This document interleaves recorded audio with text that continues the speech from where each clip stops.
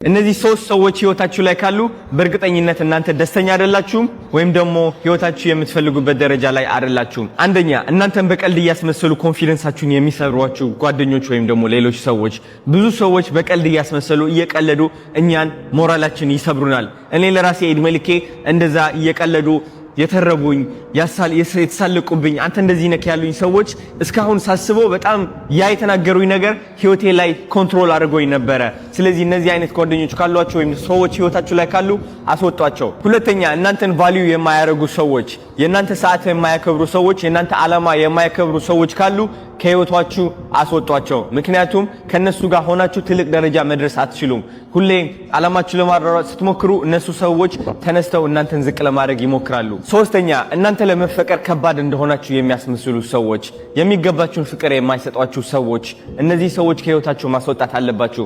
ምክንያቱም አብዛኞቻችን ብቸኝነትን እየፈራን ከማይገቡን ሰዎች ጋር እየዋልን ነው። ፍቅር እንድናገኝ ሌሎችን ሰዎች እየለመን ነው። ስለዚህ ፍቅር ለማግኘት የምትለምኑ ከሆናችሁ እነዚህ ሰዎች ከህይወታችሁ ማውጣት አለባችሁ። ምክንያቱም የእናንተ ሰዎች አይደሉም። አንቺ ቤትሽን ዘግተሽ ስታለቅሽ ማለት ነው እነሱ ካንቺ ጋር መጥተው አላለቀሱም። ታውቂዋለሽ። አንቺ እነዛ የሚያስፈሩሽ ሰዎች ማለት ነው ማንነትሽ፣ አለባበስሽ፣ ጾግርሽ፣ አነጋገርሽ፣ አካሄድሽ፣ እነዚህ ሁሉ ነገርሽ እንዲቆጣጠሩሽ የፈቀድሽላቸው ሰዎች ማለት ነው አንቺ ስታለቅሽ መጥተው ካንቺ ጋር አያለቅሱም። ስትደሰቺ በራስሽ ስትኮሪ ራስሽን ስትወጂስ ማንን ነው የምታዩ? እነዚህ ተራቢዎች ይመጣሉ። ይዛኔ ምን ለማድረግ አንቺን ዝቅ ለማድረግ ነው። እድሜ ልክሽ ማለት ነው ብርሃንሽ እንደዚህ እየታነሰብሽ ነው ያደግሽው። ብርሃንሽ ማለት ነው እንደዚህ እየተቆጠበብሽ ማለት ነው። እንደዚህ ያወጡ እየመነጨቁ ማለት ነው ከልብሽ ይመነጨቁትና ከዛ ምንጭቅ ያደርጉትና አንዱ መጥቶ ይተርብሻል። አንዱ መጥቶ ማለት ነው በቀልድ አስመስሎ ያደርግሻል። አንዱ መጥቶ ይስቅብሻል። ከዛ አንቺ ምንድን ነው የምትሆኚው?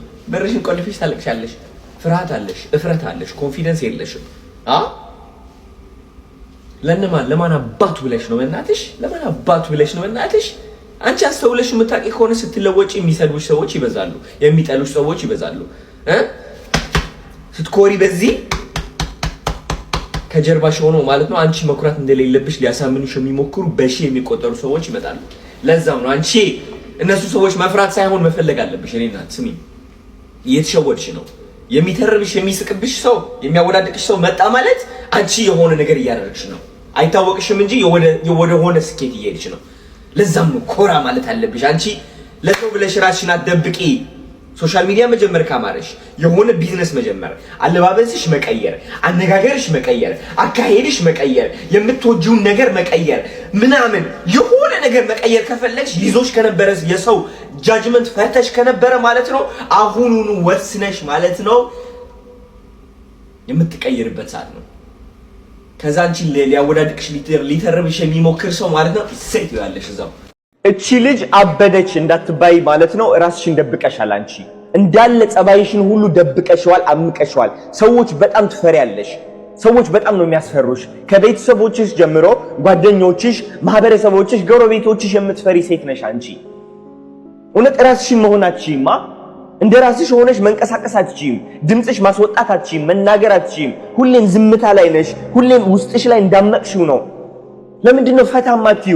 ለምንድነው ለቀቅ ማትዩ? ምክንያቱም አንድ ነገር ልንገርሽ፣ ለራስሽ መቆም ስትጀምሪ ሁሉም ሰው ካንቺ ተቃራኒ መቆም ይጀምራል። ከቤተሰቦችሽ ጀምሮ ነው የምልሽ። አንቺ የምትወጂው አለባበስ አለ፣ አንቺ የምትወጂው የፀጉር ስታይል አለ፣ አንቺ የምትወጂው አነጋገር አለ፣ አንቺ የምትወጂው አረማመድ አለ። አንቺ የምትወጂው አለባበስ እናትሽ ላትወደው ትችላለች። አንቺ የምትወጂው የፀጉር ስታይል አባትሽ ላይ ወደው ይችላል። አንቺ የምትወጂው ነገር ጎረቤቶችሽ በጣም የሚያስጠላቸው ነገር ሊሆን ይችላል።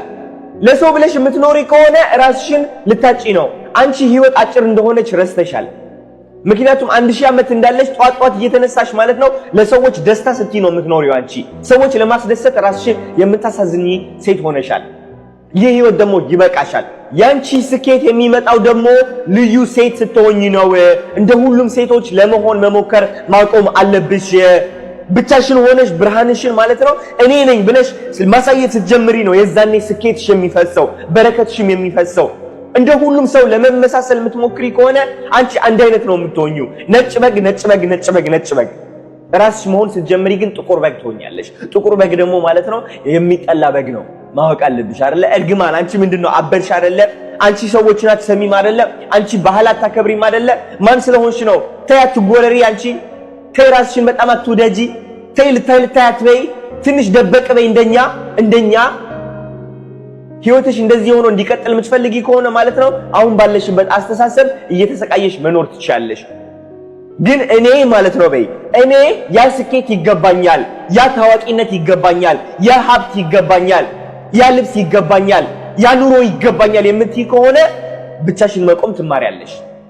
ቤተሰቦችሽ ካንቺ ተቃራኒ እየተናገሩ እያለ ማለት ነው ይቅርታ ራሴን መሆን መርጫለሁ ማስረዳት ይኖርብሻል። ማስረዳትም ማቺ ከሆነ ደግሞ ሰዎችን ማናደድ አለብሽ ማለት ነው። ገባሻ? ራስሽን ነፃ ለማውጣት አንዳንዴ ሰዎች ማናደድ ይኖርብሻል። አሁን ያለሽ አስተሳሰብ በቃኝ መቀየር አለብኝ ያ የምፈልገው ህይወት ማምጣት አለብኝ የምትይ ከሆነ ማለት ነው አንቺ የሚያስፈልግሽ ከኔ ጋር ማማከር ብቻ ነው። እኔ ምክር ልሰጥሽ እፈልጋለሁ በስነ ስርዓት ማለት ነው። አንቺ ያለሽ አስተሳሰብ ሰዎች የሚያስፈሩሽ ማለት ነው የተሳሳተ አስተሳሰብ ስላለሽ ነው።